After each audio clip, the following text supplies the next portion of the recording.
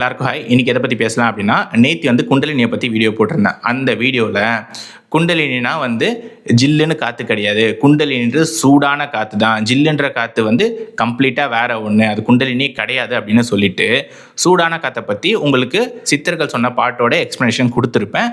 பார்க்காதவங்க அந்த வீடியோ பார்த்துட்டு இந்த வீடியோக்கு வாங்க. ரைட்டா?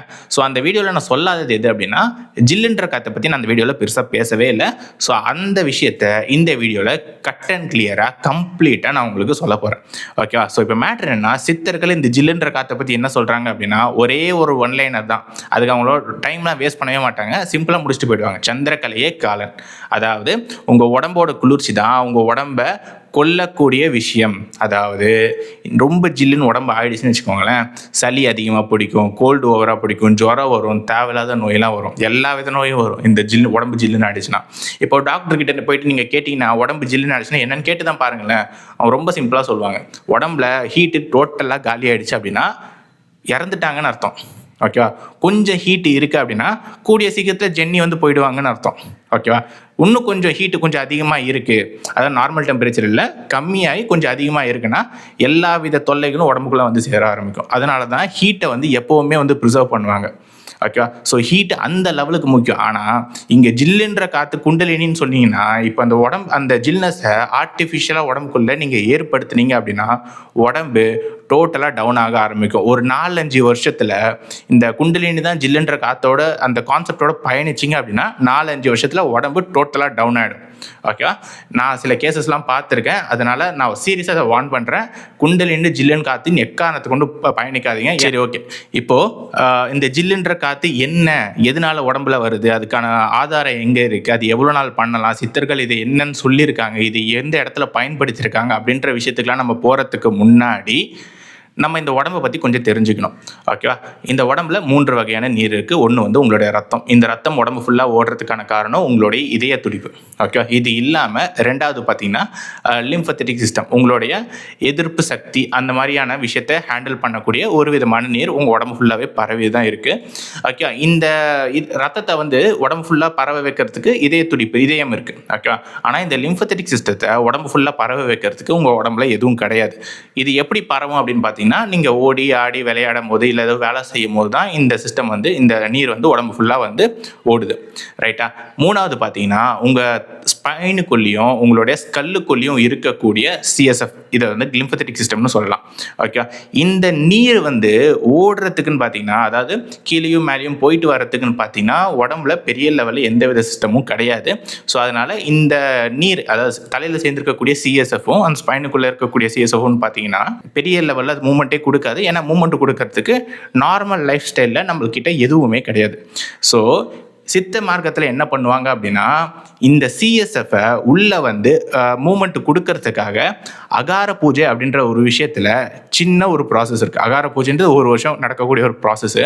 இது வந்து அகஸ்தியோட அந்தரங்க தீட்சையில் இருக்கும். ஓகே? இது வந்து அகார பூஜைன்றது ஒரு வருஷம் நடக்கக்கூடிய ப்ராசஸ்.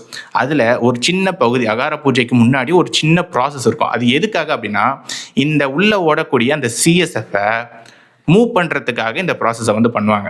ஓகேவா? இப்போ மேட்ரு என்ன அப்படின்னா, அந்த அகார பூஜைக்கு முன்னாடி பண்ணக்கூடிய ஒரு சின்ன ப்ராசஸை இவங்க தப்பாக தான் பண்ணிக்கிட்டு இருக்காங்க. பட் ஓகே, எதுவும் நடக்குது. ஓகேவா? அந்த ஜில்லுன்ற விஷயம் வந்து நடக்குது. சித்தர்கள் ஏன் இதை பண்ணாங்க அப்படின்னா, இப்போது சிஎஸ்எஃப் வந்து உங்களுடைய நீங்கள் சாப்பிட்ற சாப்பாடு இருக்கு இல்லையா, அதில் ரொம்ப சின்ன சின்ன சத்து ஈஸியாக வந்து டிசால்வ் ஆகக்கூடிய விஷயத்தெல்லாம் ரத்தத்துக்குள்ளே ஏற்றி விட்டுரும். ஓகேவா? ஈஸியாக டிசால்வ் ஆகாத விஷயத்தெல்லாம் என்னென்னா உங்களோட சிஎஸ்எஃப் அந்த விஷயத்துக்குள்ளே ஏற்றி விட்டுரும். ஓகேவா? இப்போ இந்த சத்துன்றது வந்து ப்ராப்பராக உங்கள் உடம்புக்குள்ளே டிஸ்ட்ரிபியூட் ஆகுது, கரையுது அப்படின்னா எந்த வித பிரச்சனையுமே கிடையாது. ஆனால் இன்கேஸ் அது கரையாமல் போயிடுச்சுன்னா உடம்புல ஏதோ ஒரு இடத்துல அந்த சத்துன்றது வந்து ஸ்டோர் ஆகி கழிவாக மாற ஆரம்பிச்சிடும். உங்களுடைய பிரெயினோட ஆக்டிவிட்டியும் ஸ்பைனல் ஆக்டிவிட்டியும் வந்து ரெடியூஸ் ஆகும். இதனால் உடலோட செயல்பாடு குறைஞ்சி போகும். ஓகே? ஸோ இந்த மாதிரியான எந்த விதமான கால்சியம் டெபாசிட்ஸும் வந்து உங்கள் பிரெயின்லேயோ இல்லை ஸ்பைன்லேயோ வந்து தடங்களை ஏற்படுத்தக்கூடாது அப்படின்றதுக்காக அந்த சிஎஸ்எஃப்க்கு மூமெண்ட்டை கொடுக்கணும். ஓகே? இப்படி சிஎஸ்எஃப்க்கு மூமெண்ட்டை கொடுக்கக்கூடிய அந்த ஒரு சின்ன ப்ராசஸ் தான் இந்த ஜில்லுன்னு காற்று ஏற்றக்கூடிய ப்ராசஸ்ஸு. இங்கெல்லாம் தப்பாக பண்ணிக்கிட்டு இருக்காங்க. ஓகே? அந்த ப்ராசஸ் பண்ணிங்கன்னா அந்த சிஎஸ்எஃப்க்கு மூமெண்ட் கிடைக்கும்.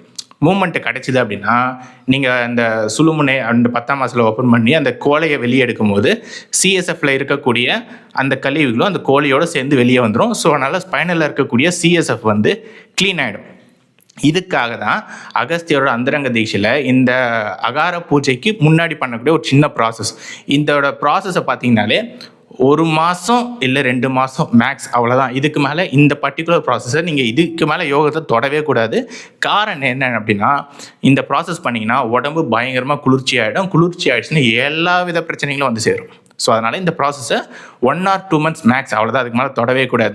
இதை தான் குண்டலினி நினச்சி நீங்கள் பயணிக்கிறீங்கன்னா 4-5 வருஷத்தில் உடம்பு காலி. சரி, இப்போது உடம்பு ஏன் குளிர்ச்சி ஆகுது அப்படின்ற கேள்விக்கான பதிலை வந்து நான் இப்போ சொல்கிறேன். வேறு ஒன்றுமே கிடையாது. உங்கள் தலை இருக்கு இல்லையா, அந்த தலைக்குள்ளே இருக்கக்கூடிய சிஎஸ்எஃபோட டெம்பரேச்சரே பார்த்தீங்கன்னா நம்மளோட நார்மல் டெம்பரேச்சரை விட கம்மியாக தான் இருக்கும். இது நீங்கள் கூகுளில் போய் கூட செக் பண்ணலாம். நானே போடுறேன் ஃபோட்டோவை, படித்து பாருங்கள். ஸோ இந்த சிஎஸ்எஃபோட டெம்பரேச்சர் ஆல்ரெடி கம்மியாக தான் இருக்கும். அந்த சமயத்தில் நீங்கள் அந்த மூச்சு காற்றை இந்த இடம் வழியாக பாஸ் பண்ணும்போது அந்த மூச்சு காற்றை இந்த பின்னாடி இருக்கக்கூடிய ஜங்ஷனில் போய் படும். அது அந்த ஏரியா வந்து பயங்கர சென்சிட்டிவ். ஸோ அந்த இடத்துல ஜில்னஸ் படும்போது அது பின்னாடி இருக்கக்கூடிய உங்களுடைய ஸ்பைனும் ஸ்கல்லும் சேரக்கூடிய அந்த இடத்தாண்ட போயிட்டு ஜில்னஸை இன்னும் இன்க்ரீஸ் பண்ணும். ஆல்ரெடி சிஎஸ்எஃப் ஜில்லுன்னு தான் இருக்குது. இதில் இதோடைய நீங்கள் காற்றை ஏற்றுறன்ற பேரில் அதை இன்னும் ஜில்லுன்னு இன்க்ரீஸ் பண்ணிடுறீங்க. அதோட கூலிங்னஸை பயங்கரமாக இன்க்ரீஸ் பண்ணிடுறீங்க. இதனால அந்த சிஎஸ்எஃப் இன்னும் வந்து டெம்பரேச்சர் வந்து டவுன் ஆகிடுது, இன்னும் ஜில்லுன்னு ஆகிடுது. இப்படி ஜில்லுன்னு ஆகிறதால உடம்பு குளிர்ந்து போயிடுது. உடம்பு குளிர்ந்து போயிடுச்சு அப்படின்னா உடலோட செயல்பாடுகள் ரொம்ப ரொம்ப மினிமம் ஆகிடும். மினிமம் ஆகிடுச்சுன்னா உங்கள் உடம்பு ப்ராப்பராக செயல்படாது, எல்லா வித நோயும் வந்து சேரும். ஓகே, இதனால தான் அந்த சந்திரகலையே காலன் அப்படின்னு வந்து சித்தர்கள் வந்து சொன்னாங்க. ஒன்றும் இல்லை, ரொம்ப சிம்பிளாக உங்களுக்கு சொல்கிறேனே. ஒரு ஜாடியில் நான் தண்ணியை வந்து ஓரளவுக்கு நல்லா ஜில்லுன்னு ஆக்கிட்டு உப்பு தூக்கி உள்ளே போடுங்களேன், அந்த உப்பு கரையாது. ஆனால் அதுவே அந்த உப்பு உள்ளத்துக்கு போட்டு அந்த தண்ணியை வந்து சூடு பண்ணுங்களேன், உப்பு ஈஸியாக கரைஞ்சிரும். அதாவது இப்போ உங்கள் உடம்பு ஜில்லுன்னு ஆயிடுச்சுன்னு வச்சுக்கோங்களேன், ஏன்னா அந்த ஹார்மோன்ஸு நியூரோ டிரான்ஸ்மிட்டர்ஸ் எதுவுமே ஒழுங்காக உடம்பு ஃபுல்லாக பரவாது. ஏன்னா உடம்பு ஜில்லுன்னு இருக்குது. ஏன்னா ரத்த ஓட்டம் குறைஞ்சிரும் இல்லையா, உடம்பு ஜில்லுன்னு ஆயிடுச்சுன்னா ரத்த ஓட்டம் குறைஞ்சிரும். ஹார்மோன்ஸ் நியூரோ டிரான்ஸ்மிட்டர்ஸ் எதுவுமே உடம்பு ஃபுல்லாக பரவாது, உடம்போட செயல்பாடு கம்மியாகிடும். ஆனால் இதுவே உடம்பு சூடாக இருந்ததுன்னா ரத்த ஓட்டம் நல்லா இருக்கும், இதய துடிப்பு நல்லா இருக்கும், மற்ற துடிப்புகளும் நல்லா இருக்கும். இந்த துடிப்புகள் நல்லா இருந்ததுன்னா இந்த ஹார்மோன்ஸும் நியூரோ டிரான்ஸ்மிட்டர்ஸும் உங்கள் உடம்பு ஃபுல்லாக பரவி உங்களை ப்ராப்பராக செயல்பட வைக்கும், உங்களை அப்கிரேட் பண்ணும். ஓகேவா? ஸோ இதுதான் ஏன் உடம்பு சூடாக இருக்கணும் அப்படின்றதுக்கான ஒரு எக்ஸாக்டான விளக்கம் அப்படின்னு நான் நினைக்கிறேன். ஸோ தெளிவாக புரிஞ்சுக்கோங்க. ஜில்லுன்றது குண்டலின்னு நினச்சி போனீங்கன்னா 4-5 வருஷத்தில் உடம்பு டோட்டலாக போயிடும். ஓகேவா? ஸோ அந்த ஜில்லுன்றதே பார்த்தீங்கன்னா அகார பூஜைக்கு முன்னாடி பண்ணக்கூடிய ஒரு சின்ன ப்ராசஸ். அந்த சிஎஸ்எஃப்க்கு மூமெண்ட்டை கொடுக்கறதுக்காக தான் அந்த விஷயமே பண்ணுவாங்க. ஆனால் அதையே ஒழுங்காக ப்ராப்பராக பண்ணணும். அதையே ப்ராப்பராக பண்ணலன்னா நிறைய தொல்லைகள் வரும். இங்கே வெளியே இருக்கவங்களாம் வந்து இந்த குண்டலினா ஜில்லுன்றாங்களே, அவங்களே என்ன ப்ராசஸ் பண்ணுறாங்கன்னா கீழே வந்து மூலாதாரத்தை ஆக்டிவேட் பண்ணி மேலே எடுத்துகிட்டு போய் வைக்கிறாங்க. ஓகே, இந்த ப்ராசஸ் பண்ணும்போது ஆக்சுவலாக சூடாக தான் காற்று ஏறணும். ஏன் ஜில்லுன்னு ஏறுதுன்னா ஒன்றுமே இல்லை, ரொம்ப ரொம்ப சிம்பிளான பதில் தான். ஆக்சுவலாக உங்கள் ஸ்பைனலாண்ட 2 மேஜர் ஸ்பாட்ஸ் இருக்குது, நிறைய ஸ்பாட்ஸ் இருக்குது. அதில் 2 ரொம்ப மேஜர் ஸ்பாட்ஸ் இருக்குது. ஒன்று வந்து மேலே இருக்குது, இன்னொன்று வந்து மூலாதாரம் சுவாதிஷ்டம் அந்த ஏரியா வந்து இருக்கும். ஓகே, இதில் கீழே இருக்க ஸ்பாட் ஓப்பன் ஆகாமல் மேலே இருக்க ஸ்பாட் மட்டும் ஓப்பன் ஆகிருந்ததுன்னா அந்த இடம் அந்த ஜங்ஷன்ஸ் வழியாக காற்று வந்து பெனிட்ரேட் பண்ணும்போது அந்த இடம் வந்து ஓவர் ஜில்லுன்னு ஆகும். ஓகே, ஆனால் கீழே இருக்க ஸ்பாட்டும் எக்ஸாக்டாக ஓப்பனில் இருந்தது அப்படின்னா உடம்பு சூடாக தான் உடம்புல காற்று ஏறும். ஓகேவா? இதில் 2 ஸ்பாட்டே வந்து அட் அ டைமில் யூஸ் பண்ணிங்கனாலும் ஹீட்டு பயங்கரமாக ஏறும். இதில் கொஞ்சம் அட்வான்ஸ் லெவலில் போனீங்க அப்படின்னா கீழே இருக்க ஸ்பாட்டை ப்ரைமரியாகவும் மேலே இருக்க ஸ்பாட்டை செகண்டரியாகவும் பயன்படுத்தினீங்க அப்படின்னா அடிக்கிற காற்று வந்து அவ்வளோ சூடாக இருக்கும், செம்ம உஷ்ணமாக இருக்கும், பயங்கர உடம்பு வந்து டெவலப் ஆகும். அந்த அளவுக்கு வந்து உஷ்ணம் வந்து கிரியேட் ஆகும். அதுதான் ஆக்சுவலாக உண்மையான குண்டலினி. ஓகே, பயங்கர சூடான காற்று தான் குண்டலினி. ரைட்டா? ஸோ இப்போ வந்து நிறைய பேர் வந்து காற்று மேலே இப்போது போகிற மாதிரி இருக்குது, அப்புறம் வந்து இந்த ஸ்பைனல் வழியாக வந்து ஜில்லுன்னு ஒன்று இறங்குதுன்றாங்களே, அது வேறு ஒன்றுமே கிடையாது, உங்களோட சிஎஸ்எஃப் தான். நீங்கள் ப்ரெஷரை எடுத்துகிட்டு போயிட்டு தலையாண்டை வைக்கும் போது என்ன ஆகும்னா ஸ்பைனலில் இருக்கக்கூடிய சிஎஸ்எஃப் வந்து ப்ரெஷரால் மேலே போகுது. ஓகே, நீங்கள் ஃபோக்கஸ் பண்ணுறதால அந்த இடத்துக்கு வந்து அந்த சிஎஸ்எஃப் வந்து கொஞ்சம் மேலே தள்ளப்படுது. இல்லை ரொம்பலாம் இல்லை, லைட்டாக தான் தள்ளும், லைட்டாக தள்ளப்படுது. அந்த ப்ரெஷரை நீங்கள் ரிலீஸ் பண்ணும்போது மேலே தேங்கி இருக்கக்கூடிய அதிக லெவலில் அதிக கான்சன்ட்ரேஷனில் இருக்கக்கூடிய அந்த சிஎஸ்எஃப் வந்து பொறுமையாக கீழே இறங்க ஆரம்பிக்குது. ஸோ இதுதான் வந்து நிறைய பேர் வந்து ஜில்லுன்னு என்னமோ இறங்குதுன்னு சொல்கிறாங்க இல்லையா, சிஎஸ்எஃப் தான், வேறு எதுவுமே கிடையாது. ஆல்ரெடி கூலாகப்பட்ட சிஎஸ்எஃப் கொஞ்சம் கீழே இறங்குது, அதனால் அது ஜில்லுன்னு தெரியுது. இதுதான் ரகசியம். ஸோ மேட்ரு என்னென்னா ஜில்லுன்ற காற்று குண்டலினின்ற இதில் வந்து ஒரு 3 இல்லை 4 வருஷம் போனீங்கன்னா உடம்பு டோட்டலாக காலியாகிடும். ஓகே, உண்மையிலேயே அந்த ஜில்லுன்றதை பயன்படுத்துறது எப்படின்னா அந்த சிஎஸ்எஃப்க்கு மூவ்மெண்ட் கொடுக்கறதுக்காக 1 or 2 months மேக்ஸ், அவ்வளோதான். அதுக்கு மேலே அதை பயன்படுத்தவே கூடாது. அதுக்கு மேலே சூடான காற்றை நோக்கி தான் நீங்கள் ஓடணும்.